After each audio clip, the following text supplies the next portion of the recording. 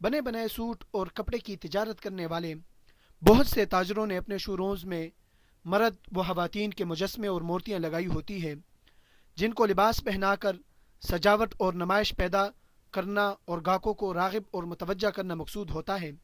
ان مجسموں میں چہرہ، دوسرے اجزاء بلکہ چھاتیاں بھی نمایاں نظر آتی ہیں۔ شرعاً شوروز میں انسانوں کے مجسمے لگانا ناجائز اور حرام ہے۔ ایسی مجسموں کی حرمت پر اتفاق و اجماع ہے۔ ایسی دکان اور شوروز میں رحمت کے فرشتے داخل نہیں ہوتے، لہٰذا اس تجارت میں خیر و برکت نہیں ہوگی، اور آمدن اگرچہ حرام نہیں لیکن بشرطے کہ باقی تجارت درست ہو، مگر یہ عمل ناجائز اور حرام ہے۔ سنن ابو داود میں حضرت علی کرم اللہ وجہہ سے روایت ہے، رسول اللہ صلی اللہ علیہ وسلم نے ارشاد فرمایا کہ جس گھر میں تصویر اور کتا اور جنبی شخص ہو، اس میں رحمت کے فرشتے داخل نہیں ہوتے۔ میرے بھائیوں دوستو، کیا ایک مسلمان گوارا کرے گا کہ میرے گھر و دکان میں رحمت کے فرشتے، میرے شوروز میں رحمت کے فرشتے داخل نہ ہو؟ نہیں کہے گا۔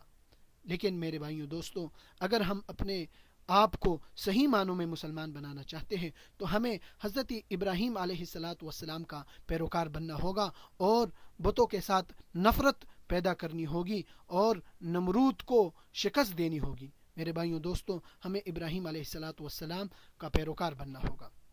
میرے بھائیوں، انشاءاللہ العزیز آج سے یہ عہد کر لیجئے کہ جن حضرات کے شو رومز و دکان میں یہ مورتیاں اور مجسمے ہیں، وہ اسے اٹھا کر باہر پھینک دیں گے۔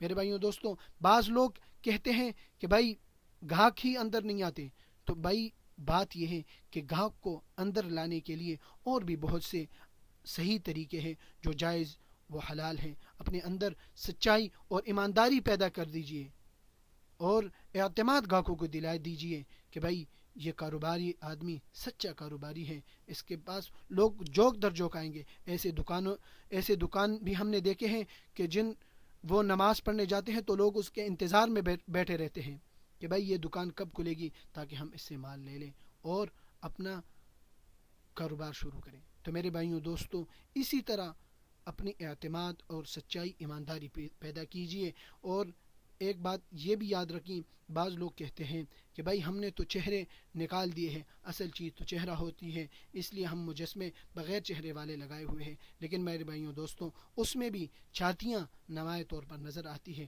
لہٰذا وہ بھی ناجائز اور حرام ہے۔ وما علینا الا البلاغ۔